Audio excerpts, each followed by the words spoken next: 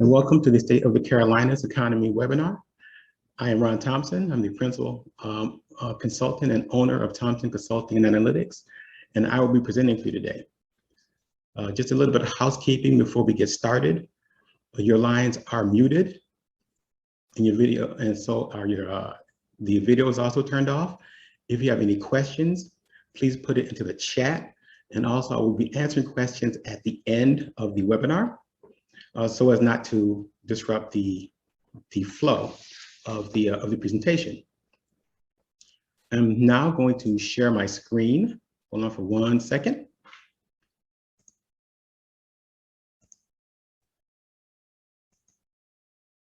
Okay.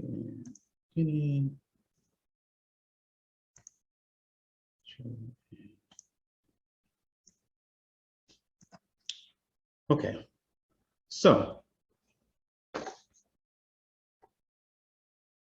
hold on.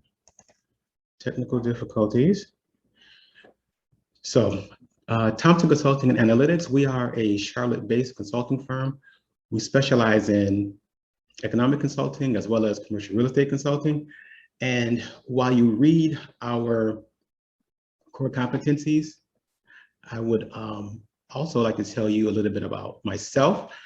I am an economist, which means that this presentation will have lots of graphs and charts, and there may be an equation thrown in here or there. So after I left graduate school, I went and worked as a senior regional economist for an economic research and consulting firm, learned how to analyze regional economies, do economic impact analysis, and lots of other cool consulting projects. From there, I went on to become Director of Market Research at an office and industrial REIT in the acquisition department. So that was where I sort of learned, cut my teeth on real estate market analysis, feasibility studies, also strategic consulting with regards to commercial real estate. And so now that you know about me and the company, let's talk about your counties.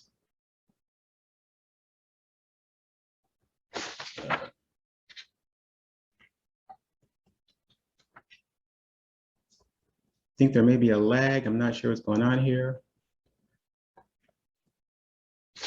Hold on.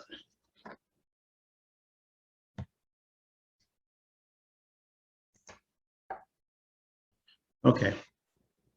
So when I looked at this, I wanted to look at it as sort of with regard to the pandemic, how it started and how it's going. We all remember that at the beginning of the pandemic, literally the entire economy shut down. We saw lots of closures in retail and hospitality in particular. I remember the supply chain issues where we had to go and try to find Lysol, and also the lack of toilet paper, as well as the fact that the government stepped in to ensure that the economy did not fall off of a larger cliff. And so now we look at, well, how's it going? Well, we still have supply chain issues. If you read the Institute of Supply Management, that is really all that they talk about. The lots of supply chain issues that manufacturers, suppliers are going through. But we also have a labor shortage, and we'll get into more of that at the county level. But currently in this country, there are more job openings than there are unemployed people. So that signifies a really severe labor shortage. And currently we have a ridiculous housing market. If you have tried to buy a home in the last year or so, you understand what I'm talking about. There's the idea behind homes are going well above ask. There are multiple offers, and that is sort of where we are now. So this graph here, this map really shows North Carolina County employment versus pre-pandemic levels. And it's still a slow crawl back to pre-pandemic levels. If you look, you can see a lot of negative values. Right now, in fact, 89 out of 100 counties in North Carolina are still below their pre-pandemic levels. Now for South Carolina, it's actually not as dire. In fact, if you look, 17 out of 46 counties are currently below their pre-pandemic level. So South Carolina is actually faring better than North Carolina with regards to where they are in terms of employment growth. Now, with regards to the unemployment rate, the unemployment rate is still relatively elevated, but it has year over year, it's reduced greatly. So this is sort of where things are. You kind of see that there's a couple of the darker shaded ones, counties where that is they're at the higher end of the spectrum, but that's still not necessarily a bad thing. And I'll explain what I mean in some upcoming slides. For South Carolina, again, they have a few relatively a high amount of, given the amount of counties that they have in that upper spectrum, but still lots of counties in the 3% and the 4% range, 5% range, which is not bad at all. So here, I wanted to do something a little, I want to give a national comparison. So if you look, this measures the number of unemployed people per job opening. And this is a good metric to measure a labor shortage. So what you notice is that there are a lot of ones that are below 1 and a lot of counties that are around 1.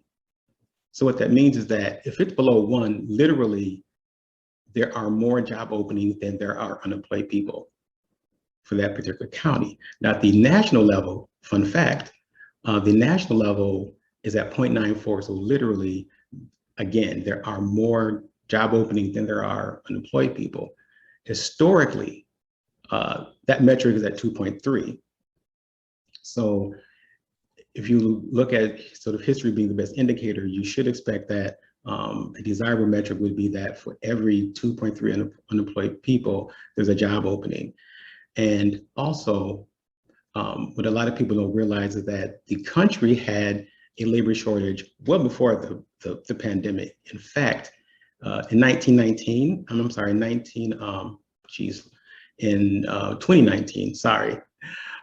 that metric of unemployed people to job openings was actually at 0.8. So that was a rather severe labor shortage that actually muted employment growth. Okay, hold on, I have another difficulty advancing the slide.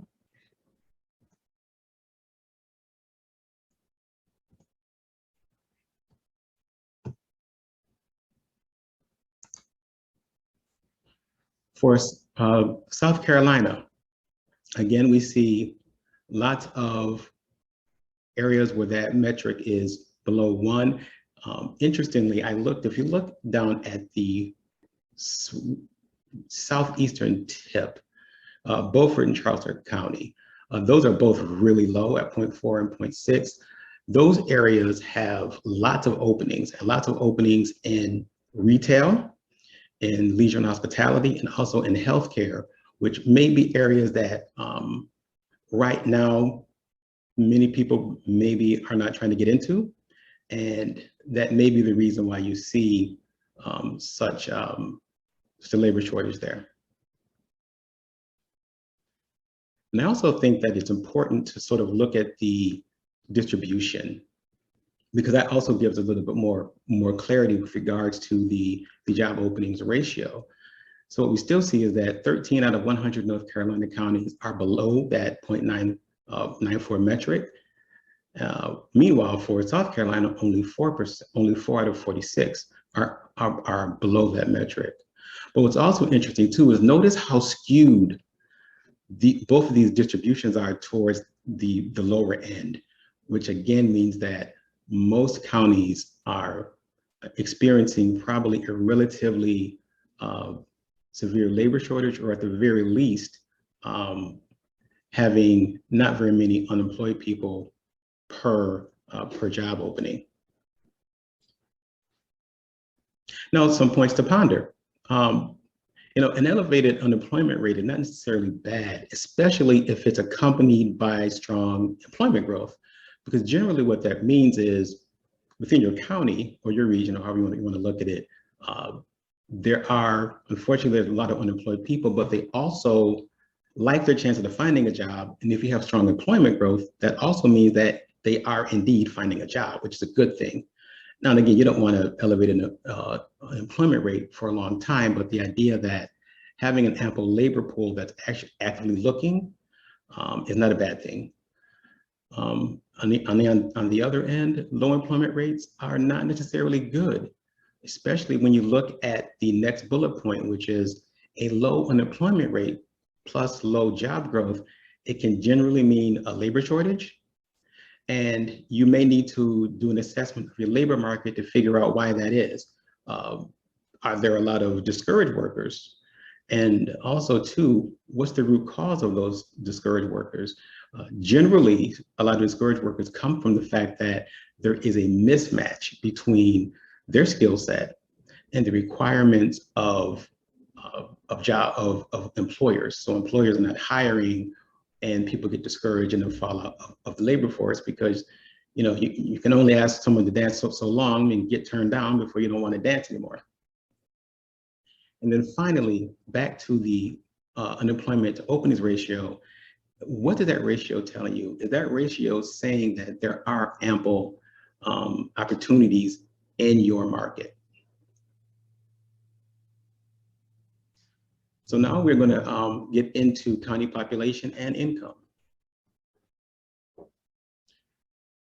So here is the population change for North Carolina counties from 2010 to 2020. I completely stole this map from the Census Bureau. You can go right there. You can download it yourself. Kind of no surprise with regards to some of the fastest growing, Cabarrus, Wake, Durham, all that really makes sense. Some of the slower growing ones, Northampton, Anson, and Washington for North Carolina.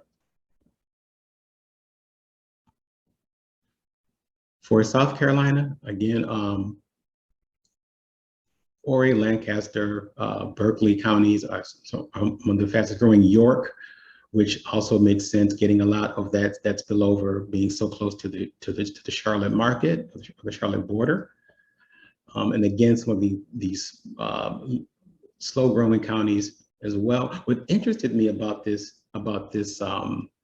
South Carolina is just noticing how the growth was in there were really almost three corridors of population growth at the northern tip, at the southern tip, and then that band that's going right through the middle. I thought that was a really great illustration. Now, here's a graph I put together because we often talk about trying to capture the new graduate, the new college graduate demographic. I also wanted to include sort of the young professional demographic. So what this graph illustrates is the compound annual growth rate of the 20 to 29-year-olds in North Carolina. And a great metric to see is the fact that 71% of North Carolina counties actually have positive growth in that age cohort, which is a good thing if that's what you're trying to capture.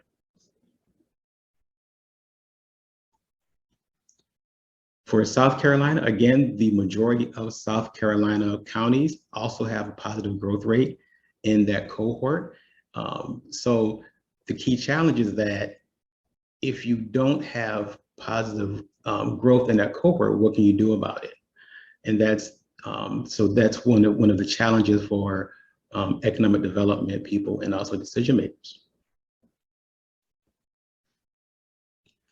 So this chart is showing South Carolina median income growth, compound annual rate from 2010 to 2019. Notice that the state grew at 3.8%, which is not a bad rate at all. But also notice how skewed that growth is, and the fact that 70% of counties actually grew below that in South Carolina. So the counties that are skewed to the left are really sort of, spearheading the growth of the lower ones that are sort of, that are sort of lagging. For North Carolina actually had a lower growth rate at 3.3%.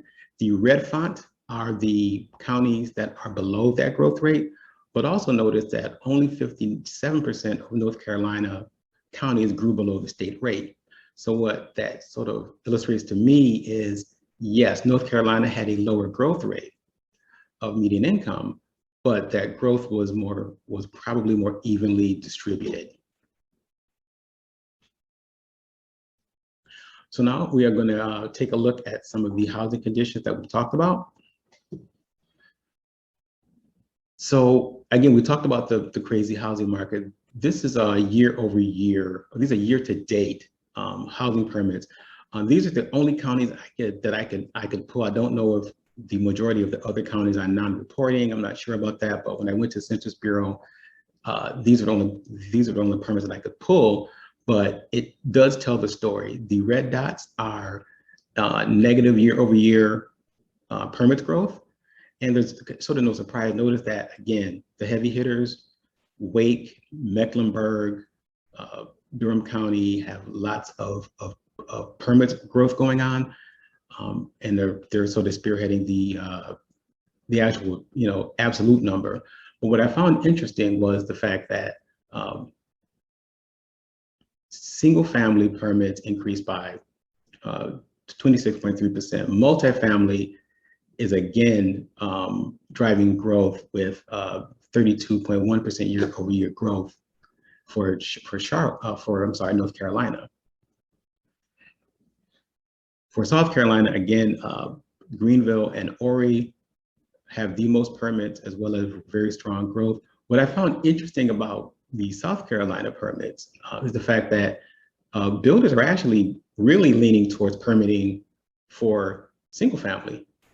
In fact, single family growth almost grew by 51%. Now, multifamily growth is still strong, but at 17%, 17.7%. Okay, with this graph here, I really want to take my time so that it's really understood. We talk about rental affordability a lot. So the metric is that in terms of your rent should be, you should be able to afford 30% of your gross income. So what this illustrates is how far away are actual market rents from that 30% metric if it's applied to median income.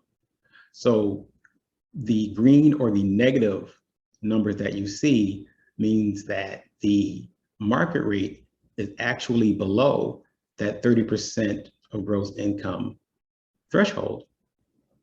And the red or the positives means that in fact, the market rents are above that 30% threshold, which means that rent is less affordable. So if we look, Catawba, McDowell, Alexander, all are more affordable or are leading in a rental affordability. And at the other end of that spectrum, we have Washington, Watauga, Scotland. All of these are actually less affordable.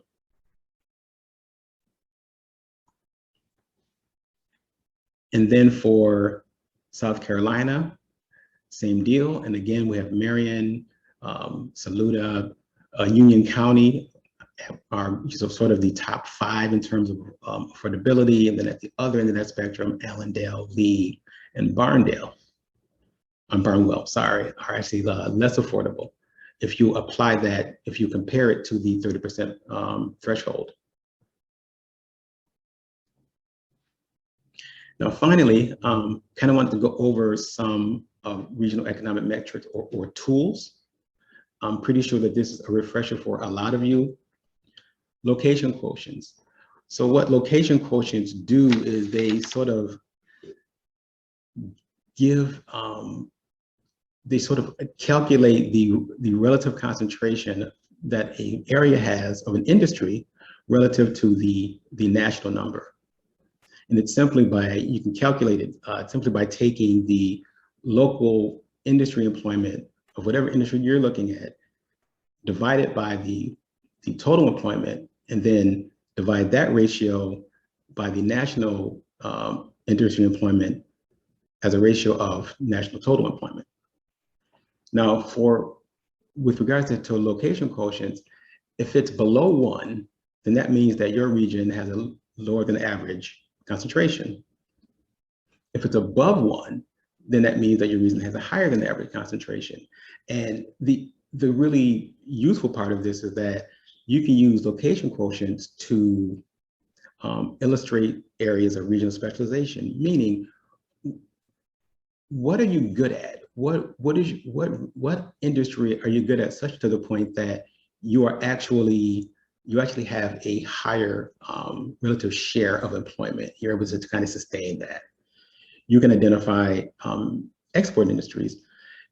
And this is not a hard and fast rule, but generally higher location quotients means that those industries are actually exporting goods and services outside of the area, and they're bringing money into the economy, as opposed to circulating money within, just circulating dollars within the economy. And finally, you can also highlight potential opportunities. So a low location quotient isn't necessarily bad. What that means is that there may be excess demand, and which means that you could actually increase employment. There may be room for you to actually increase employment in that particular sector. So I calculated the LQs for Alamance County. If you look at the graph over to the right, you can see that manufacturing has the highest location quotient. It's almost at 1.8. Education and health services are also above that 1 threshold that we're talking about. But at the other end of the spectrum, information services has the lowest location quotient, and financial activities also has a relatively low one. So here's a map of location quotients for manufacturing. This comes straight from the Bureau of Labor Statistics. You can actually go to their website and download that. Interestingly as well, if you look, I would wager, if you look down at Charleston County, it has a below average or a below 1 location quotient. I would wager that if we ran the same analysis for leisure and hospitality, that Charleston's location quotient in that particular industry is probably higher, but we ran it for manufacturing. Again, same chart for North Carolina. Again, as well, if we ran this for Mecklenburg County, I would also, for financial activities, I would wager that the location quotient there would probably be higher, and not the same location quotient that you see here for manufacturing, given that Mecklenburg County has Bank of America, Wells Fargo, TIAA, and a lot of other big finance firms.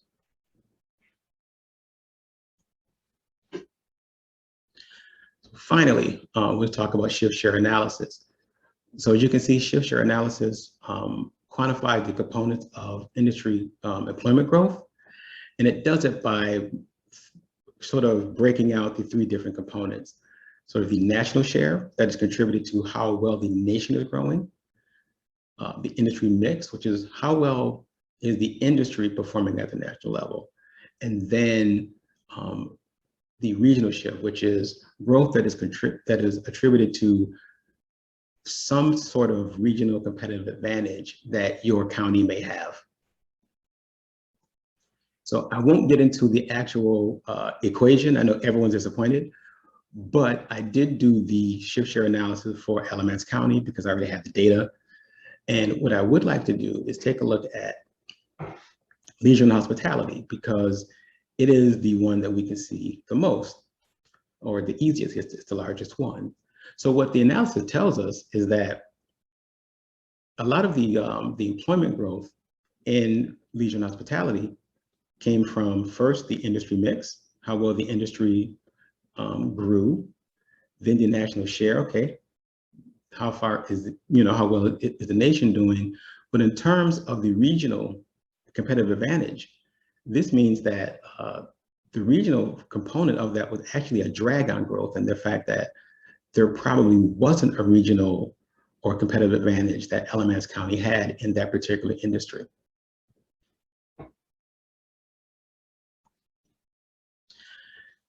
And now that really concludes our presentation. I will be answering any questions if there are any in the Q&A. But before I do, here's my contact information.